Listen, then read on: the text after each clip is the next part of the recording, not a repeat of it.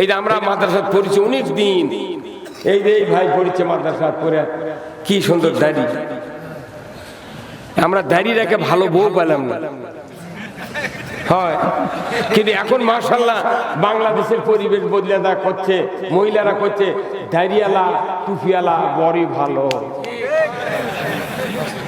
হ্যাঁ বাস্তব। তাছাড়া ওরা কথা খায়, কথা কয় আমি রসুলের এই আদর্শ আমাদের মানা একবারে পর্যায়ে। আজকে যুবকেরা যদি চরিত্রবান না হয়ে যদি অসৎ চরিত্রবান হয়, যতই বক্তৃতা করে, বাপ যতই হাজি হোক, মসজিদের ইমাম হোক, যতই পীরের দরবারে যা, ওই সন্তান ভালো হতে পারবে না। যুবক ভাই যারা আছেন, রসুলের আদর্শ আমাদের মানা দরকার আছে না নেই? কেউ কি বলে কত মেয়ে মোবাইল করে করছে, দেখো শোনো তোমাকে আমার খুব ভালো লাগছে, তুমি যদি একটু ঘটক পাঠাতে আমি আমার বাপকে ঠিক করার দায়িত্ব। তখন কি কোন যুবক বলিছে যে না আমার বাপ আছে মা আছে, শুনি ওরা যদি বিয়ে দেয় তাহলে তোমাকে বিয়ে করবে। কয়নি উনি আরো মোবাইলে আজ 12টা থেকে হ্যালো কি কথা কয়, 10 বার যদি খালি হ্যালো হ্যালো কয় তাও মনে ঢুকছে। কি শান্তি কথা বল। আমার ভাইরা হাসির খোরাক নয় রসুলের ওই যৌবন বয়সের আদর্শ পৃথিবীর কোন যুবক যদি মানে, আমার রসুল বলেছেন কিয়ামতের ময়দানে যেখানে আরশের ছায়া ছাড়া কোনো ছায়া থাকবে না, ওই হাসরের ময়দানে ওই যুবকের দল আরশের নিচে জায়গা পাবে। বেশি খাটনি হলো খাইলে না, কষ্ট করে নবীর আদর্শ মানা। আব্বা সালাম আলাইকুম, আব্বা তখন বাপে কইতে বা তুই তো ভালোই, তুই বড় হয়ে গেছিস বা তোকে বিয়ে দেওয়া লাগবে, কি করছো? আব্বা আপনি যদি বিয়ে আমাকে দেন, যেটি দেখে আপনার পছন্দ হবে সেটি বিয়ে করবো আব্বা। এখন আবার বাপে কেড়ে কোয়া লাগে, মা কেড়ে ভাই কেড়ে কোয়া লাগে, কেবা তোর কোনটি পছন্দ টছন্দ আছে কি কর? বিয়ের কথা কোয়ার আগে কোয়া লাগে তোর কি কোনটি পছন্দ টছন্দ আছে, মানে লাইন করলে একটা বেমানা কথা কয় না রে। কোনটি প্রেম টেমাতি গেলে তোর কোনটি পছন্দ টছন্দ আছে, যদি থাকে তাহলে নাম কবা, আমি তাহলে সেটি ঘটক পাঠাবো। তাছাড়া অন্য কাজে ঠিক করলি তুই করছি না উঠি কর্ম না, তাহলে তোর বিপদ। তোর কিছু কিছু যুবকের শুনে করছি কিন্তু হুজুরে জানলো কেমনি রে ময়না। আপনি ইউসুফ আলাইহিস সালামের সাথে জান্নাতে থাকবেন যদি যৌবন বয়সে আপনি চরিত্র ঠিক রেখে আল্লাহ রাসূলের আদর্শ মেনে বয়সটা বাড়িয়ে বৃদ্ধে পরিণত হন। যৌবন বয়সের আমল দিয়ে আল্লাহ জান্নাতে যাবে লক্ষ লক্ষ যুবকেরা। আমার ভাইরা 25 থেকে 40 পর্যন্ত রসুলের বাড়িতে, খাদিজার বাড়িতে রসুল থাকলেন। আমার ভাইয়েরা 25 বছরের স্বামী হলেন, 40 বছরের নারী।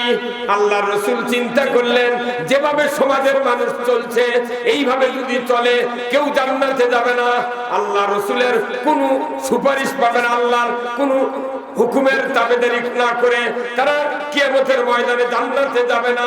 এমন পরিস্থিতিকে টাকল দেওয়ার জন্য কি উপায় পন্থা করা দরকার? রসুল 17 বছর বয়স থেকে হিলফুল ফুদুল গঠন করে করে উনি কোনো সূরা পালেন না। ওনার বয়স যখন 37 বছর, আর হযরত খাদিজার বয়স যখন 55, 3 বার দিলে কত হয়? 52 বছর।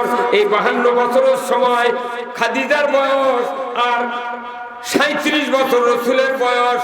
এই সময় ওনারা দুইজন স্বামী স্ত্রী। রসুল চিন্তা করলেন লোকালয় আমি চিন্তা করলাম কোন সুরাহা পালাম না, আমি আর জমিনের নিকটে থাকবো না। জমিন থেকে 2500 ফিট উঁচু জাবালে নূর গাড়ি হীরার ভেতরে আমি ধ্যান করব। আল্লাহ যদি আমাকে পথ দেখান তবেই মানুষগুলিকে মুক্তি দেওয়া সম্ভব। 37 বছর থেকে উনি গাড়ি হীরার এই জমিন থেকে 2500 ফিট উঁচু পাহাড়ের গুহায় সেজদায় ধ্যান করছেন। জোরে করে আল্লাহ আল্লাহ। 52 বছর বয়স খাদিজার, আর রসুলের বয়স হলো 37, এখনো নবী হয়নি। খাদিজা রসুলের স্ত্রী, নবীর স্ত্রী না, মুহাম্মাদের স্ত্রী। কথা ঠিক কিনা? মুহাম্মাদের স্ত্রীর বয়স হলো 52 বছর, আর নবী সারা মুহাম্মদ স্বামী, তার বয়স হলো 37 বছর। 37 বছর থেকে গাড়ি হিরায় উনি ধ্যানমগ্ন হলেন। এই 52 বছরের নারী 37 বছরের স্বামীকে গাড়ি হিরায় খাদ্য বয়া বয়া খেলাওয়াইছেন। যদি বলুন ঠিক কিনা?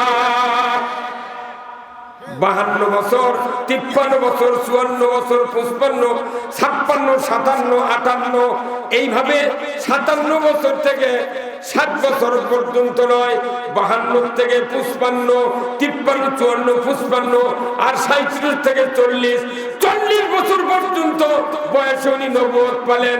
আর 55 বছর বয়সে আর খাদিজা রসুলের স্ত্রী হলেন। যদি বলুন ঠিক কিনা?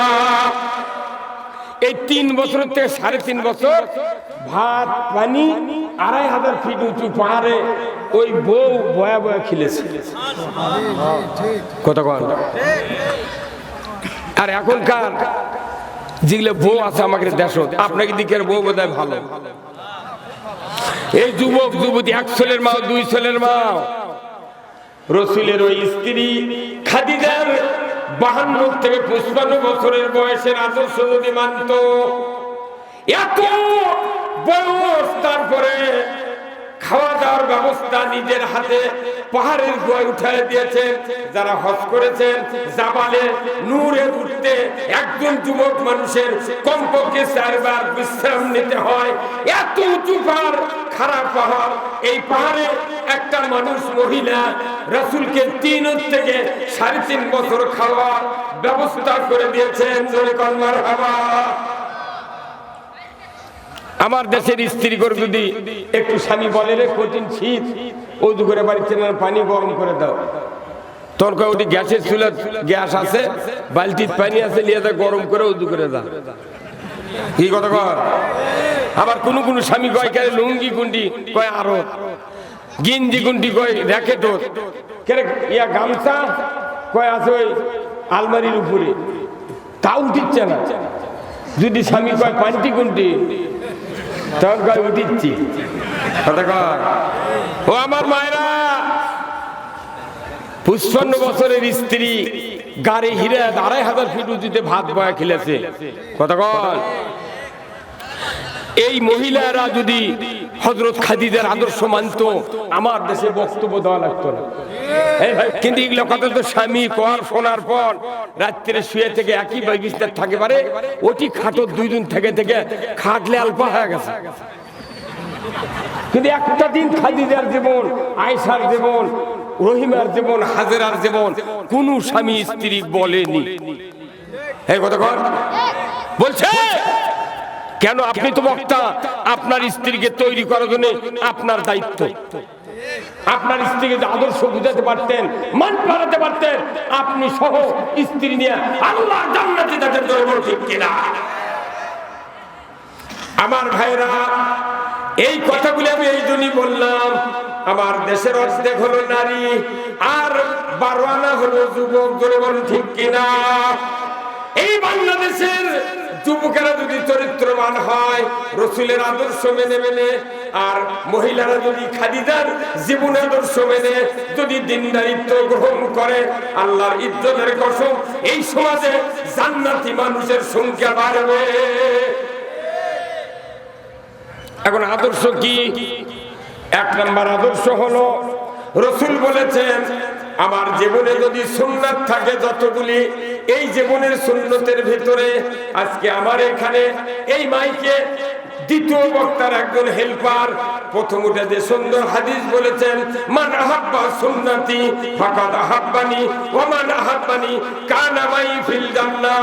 রাসূল বলেছেন আমার সুন্নাত যারা ভালোবাসলো তারা আমাকে ভালোবাসলো, আমাকে যারা ভালোবাসলো তারা আমার সাথে বেহেশতে থাকবে। জয় কন্যা মারহাবা। আমরা কি রাসূলের সুন্নাত ভালোবাসতে রাজি আছি? কারা কারা দুহাত তুলে দেখান। আল্লাহু আকবার। নামান হাত। খালি রসুলের আদর্শ ভালোবাসলে সুন্নাত ভালোবাসা হলো, আর সুন্নাত যারা ভালোবাসবে রসুলের সাথে আল্লাহর জান্নাতে থাকবো। সুবহানাল্লাহ। আমার রসুল বলেছে আমার জীবনে যতগুলি সুন্নাত আছে তারই ভেতরে 1 নম্বর সুন্নাত হলো কোরআন দিয়া পৃথিবী শাসন করা। এই কোরআন দিয়ে পৃথিবী, এটা রসুলের 1 নম্বর আদর্শ। কিন্তু এই 1 নম্বর আদর্শ বাংলাদেশে আছে? তাহলে আপনি কেমন করে কোন যে চুরি হবে না? সেই দিন তো চুরি হচ্ছে। যদি চুরি না হয় তাহলে বোঝা যাবে যে রসুলের আদর্শ আছে। যেহেতু চুরি হচ্ছে তাহলে আপনি বুঝতে হবে যে আদর্শ নাই।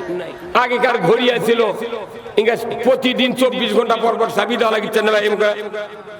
কেউ যদি 2-1 দিন দিতে ভুল করতেছিল, দেখেন যে টাইম গড়মড় হয়ে গেছে। ঘড়ি চাবি সিস্টেম, ঘড়ির সুন্নত হলো প্রতিদিন খাওয়া দাওয়া বন্ধ হবে আপনার, কিন্তু চাবি দেওয়া বন্ধ করা যাবে না।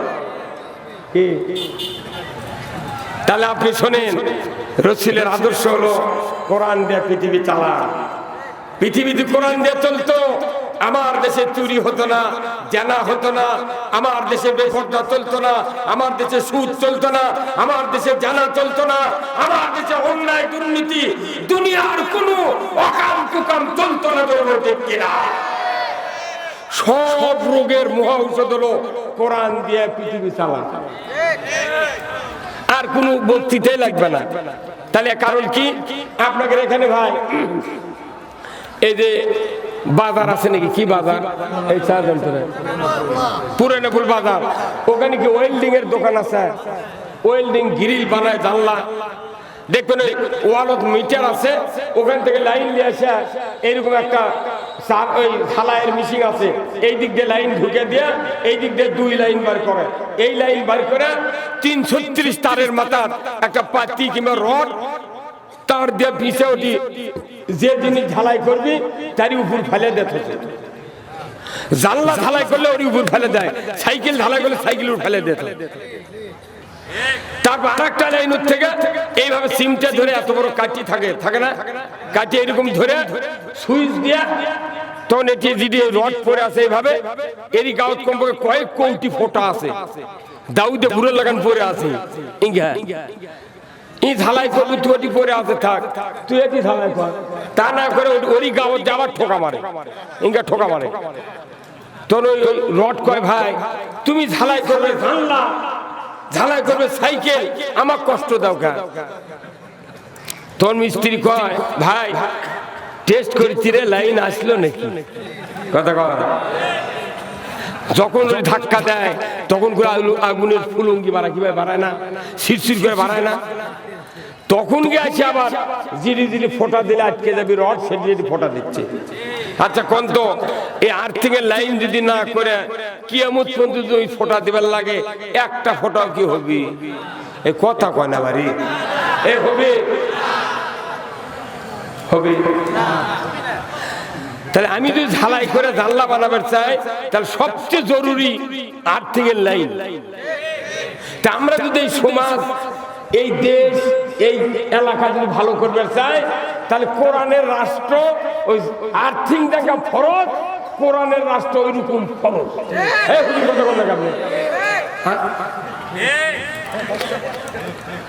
যতই মরদ হোক, ঝালাইয়ের মিস্ত্রি আর্থিং এর লাইন নাই, আর কোনো কাম হবি না। আমরা এই যে বক্তৃতা দিচ্ছি, আমাদের বক্তৃতা আল্লাহ হলো পাওয়ার হাউস, কোরআন হলো মিটার, এরিতে ডাইরেক্ট কোরআন দিয়ে বক্তৃতা দিচ্ছি। কিন্তু আসল কাজ হলো রাষ্ট্র শক্তি কোরআন দিয়ে চললে ওটা আর্থিং এর লাইন। আমরা বলবো সুদ হারাম, সংসদে 151 জন এমপি সুদ হারাম করবি, 5 মিনিটের মধ্যে সুদ হারাম হয়ে যাবে। আমরা বলবো চোর চুরি করলে হাত কেটে দাও, আইন করবি হাত কেটে দেওয়ার আইন, 1 চোরের হাত কেটে ডিসেল লাইনে দেখাবি, চোরের মরা ভাবে চুরি করবি। সবাই একসাথে বলেন না কাছে, ওই হুজুর ওই কান কেন তুই আয়, আপনি বলেন না কাছে। ময়না পাতারে বক্তৃতা দিয়ে লাভ নেই। রাষ্ট্র শক্তি যদি ইসলামের না হয়, পৃথিবীতে জিবরাইলও বক্তৃতা দিলে উনি সমাজ ভালো করতে পারবে না। তুই কত হুজুরে কয় না গা বাতাম ফাটাবে দেখে আমি এতগুলো কথা বললাম কি সরকারের বিরুদ্ধে করছি কোরআন বুঝাতে তোর কোন টেনশন নাই উঠাই করছে ইসলামের শত্রুরা বাবা সামিয়ানা ভাঙ্গে ফেলে দিবি কে ইসলামের শত্রু হচ্ছে মৌলবীরা এই মৌলবীরা হলো ইসলামের শত্রু তুমি ওই নেতাকে চরিত্র ইসলাম দিয়ে বুঝাতে পারো নাই সেই দিন আজকে সমাজের এই দুরবস্থা আমরা 70 বছর ইমামতি করি একটা মসজিদে মুতাল্লিক ভালো বানাবার পারি না কি ভাই ওরে মরুদের কি ধরে কাল্লা ঢোকাল দিন যাই 4000 মুন্সির আগে এই ভাই যাবি ব্যস্ত ওই যে কাল্লাইনকে করছে ওটা আল্লাহ কবুল করছে আল্লাহ কোথায় একটা লোক আমি পাচ্ছি আছি আল্লাহু আকবার সাবেক মেম্বার ঠিকই আছে আল্লাহর মতের সাথে যার মত মিলবি তাই জান্নাতে যাবি যার মত মিলবে না তাই জান্নাতে যেতে পারবে না এখন আমার দেশে বিয়ে করবার কাছে নেটি বর বসে আছে পাত্রী আছে ওই ঘরের ভেতরে কতক্ষণ ঘরের ভেতর এখন এর থেকে উকিল যা বলিচ্ছে উমুকের ছেলে উমুক এত টাকা দেন মর নগদ এত বাকি এত চাহিদা মাত্র দিতে বাধ্য থাকবে এই অঙ্গীকারে তোমাকে শাদী করতে আসে তুমি তাকে স্বামীত্ব কবুল করো উকিলের মত হলো তোমাকে মোহরানা দিবি তুমি কবুল করো আচ্ছা এখন যদি ওই বউটা যদি মনে করে না তুই যে মত দিচ্ছ আমাকে আমি ওই মতের বিরুদ্ধে উনি ওই মেয়ে যদি খেপে কয় করলাম না আমি করলাম না তাহলে পালসার দিয়ে বিয়ে যে মুচি ছিল পালসার কিনে এনে শ্বশুর ঘর থেকে খালি মেয়ে কথা করলাম না উকিল কথা কবুল করো মেয়ে খালি কথা করলাম না और पालसार मिस बरযাত্রী খাওয়া মিস কথা কয় না বারে তাহলে উকিলের মতের সাথে বরের মতের সাথে মেয়ের মতের যখন মিল না হবে তখন খাওয়া নাই পালসার নাই দান নাই ধ্যান নাই কিচ্ছু নেই তো আপনি মনে করছেন এই দুনিয়াতে যাচ্ছেন আল্লাহর মত কোনটা মানে নিলেন না আর আল্লাহ আপনার ওই আলোক করলে জান্নাতের ছবি এই হিসাব কে দিতে যাব না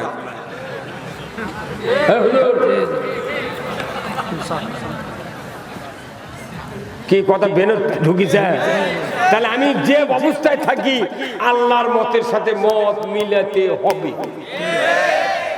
রাজি আছেন তো তাহলে রসুলের 1 নম্বর সুন্নত হলো কোরআন দিয়ে সবাই কোরআন দিয়ে রাষ্ট্র চালান এটা কার কথা এখন আল্লাহর কথা আমি তো এখনো আয়াত কইনি এখন শুনে আয়াতটা শুনি আমার ভাইরা সূরা আল হজ হজের নামে আয়াত হজের নামে সূরা আল্লাহ নাযিল করেছেন অন্য কোন সূরায় আয়াত দেন নাই আল্লাহ আয়াত নাযিল করেছেন হজের সূরা হজ নামক সূরাতে কারণ কি ওই সময় মক্কাতে তাম পৃথিবী থেকে হজ করার জন্য এসেছিল মানুষগুলি হজের মৌসুমে লক্ষ লক্ষ মানুষ মক্কা মুআজ্জামা আরাফাত মিনা মুজদালিফা বিভিন্ন জায়গায় একত্রিত হতো আল্লাহ তাআলা সূরা হজের সময় সূরা হজ নাযিল করে দিয়ে বললেন ও দুনিয়ার বাদশা মুহাম্মদ সাল্লাল্লাহু আলাইহি ওয়াসাল্লাম তুমি তো আমার নবী তুমি এই হজের সম্মেলনে এই কথাটা লক্ষ লক্ষ মানুষের কাছে তুমি জানিয়ে দাও জয় কন্যা মারহাবা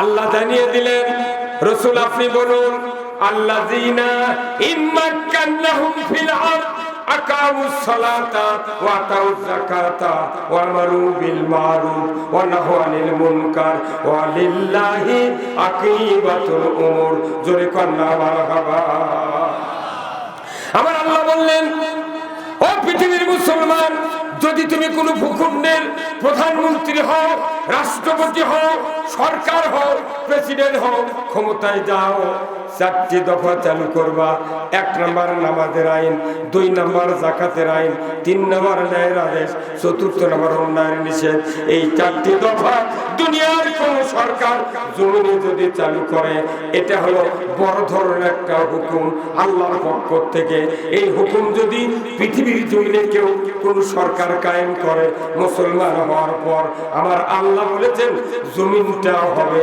জান্নাতের জমিন।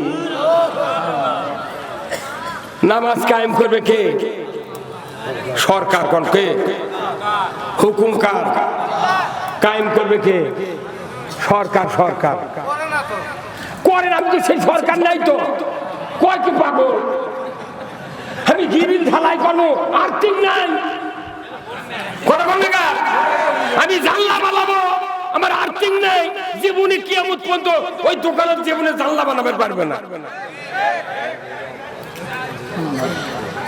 কথা কি আপনি পারবেন কেমনি? এটা সরকারও বুঝান লাগবে। সরকারও বুঝানোর আগে বুঝান লাগবে মেম্বার হোক, চেয়ারম্যান হোক, উপজেলা চেয়ারম্যান, মেয়র হোক, অত দূর কি আমরা যাবার পারবো? কত এগুলো নেতা বানিয়ে বুঝান লাগবে। তুমি যদি এর পক্ষে থাকো, তুমি আরো সে নিজে জায়গা পাবে। কত ন্যায়পরায়ণ শাসক যারা হবে তারা আরশের নিচে জায়গা পাবে। রাসূল বলছেন 7 প্রকার ব্যক্তি আরশের নিচে জায়গা পাবে। তার এক নম্বর হলো আল ইমামু আদিলুন, ন্যায়পরায়ণ বাদশা। বলবেন আল্লাহু আকবার। আপনি মানুষের গালে কি করবেন? গরম দেখে কি করবেন? আক্রোশ নিয়ে কথা বললে মানুষ গ্রহণ করে না। মানুষ কোরআন বুঝাতে হবে।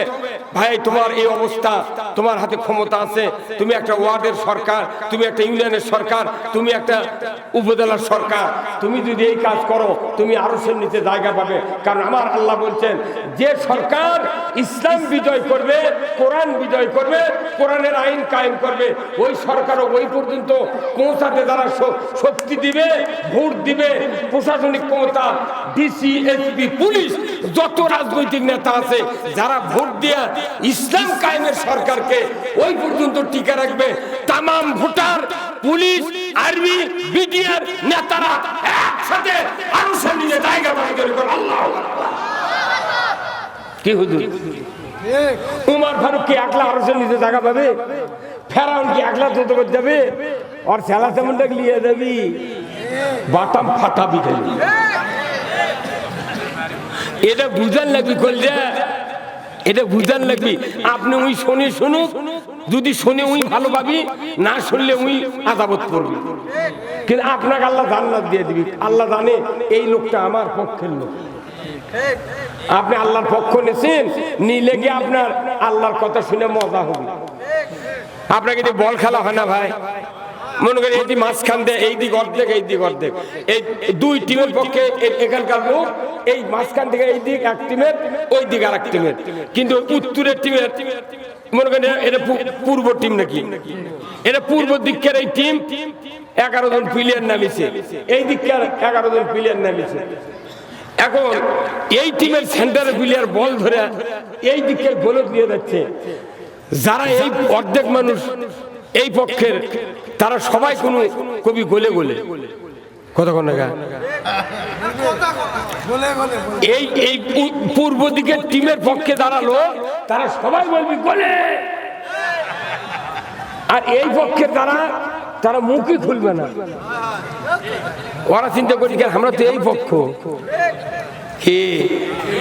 বাংলাদেশে এখনো মানুষ আল্লাহর পক্ষ নেয়নি, কোরআনের পক্ষ নেয়নি। সেই জন্য বক্তাকে কোয়া লাগে জোরে কোন সুবহানাল্লাহ। ঠিক আগো পক্ষ দ্বারা নিবি, তারপর কোনদিন বলা কা দেওয়া লাগে না, মাইকিং করা লাগে না। ভাই বললে ওই দিক গোল দিচ্ছে রে, তোরা দূরে বলে কোয়া লাগা, ভেতর থেকে আগ্রহ তোরে। এই যদি গোলে কই তাহলে প্লেয়ারের গাঁত আরো শক্তি ধরবি। আর আমাকে কোরআনের পক্ষে বক্তৃতা দিলে জনগণ দাঁতি লেগে থাকে, ওই জন্য সুযোগ পা আমাকে ধরে লেজা দিলে তোলে। ওরা জানে এক পক্ষতে কেউ নেই। কতক্ষণ না সরকার শেখ হাসিনাই থাক, মৃত্যু লয়, আরো যদি আল্লাহ হায়াত বাইরে দেয় 150 বছর আরো দেয় দিক উনি দেশ চালাক। কিন্তু আমার কথা, নামাজ কায়েম করুক, যাকাত চালু করুক, ন্যায় কায়েম করুক, অন্যায় বারণ করুক, চুরি বন্ধ করুক, জানা বন্ধ করুক, ঘুষ বন্ধ করুক, দুর্নীতি বন্ধ করুক, এই দেশে মসজিদ ও জুতা চুরি বন্ধ করুক। না, এটা আপনার মন্তব্য করলে আমি কথাটা শুনি। উনি ক্ষমতার থাক, আমরা পিএস দিয়ে পান্তা খা শুয়ে থাকবো, আজরাইল এসে ডাক লেগে উঠবো। পেট ভরবে না, এই কথা আমি কবার যাবো না। আল্লাহ রসুলের এত ত্যাগ ছিল যে রসুল বলছেন, আল্লাহ আবু জাহেল আর উমর ফারুক এই দুইজন, উমর ইবনুল খাত্তাব আর আবু জাহেল এই দুইজন হলো এই মক্কাতে সবচেয়ে হ্যাপি ওয়েট নেতা। কি এই গত সংসদ নির্বাচন হলো না, পেপারও লিখেছে, আবার ফেসবুকে দিয়েছে, হ্যাপি ওয়েট নেতা কয়েকজন এইবার নির্বাচন থেকে বাদ দেওয়া হয়েছে। হ্যাপি ওয়েট মানে কি? হ্যাপি মানে কঠিন, ওয়েট মানে ওজন। এই কত কোন উমারের সে আবু জাহেলের সে আর হ্যাপি ওয়েট, ওই হ্যাপি ওয়েট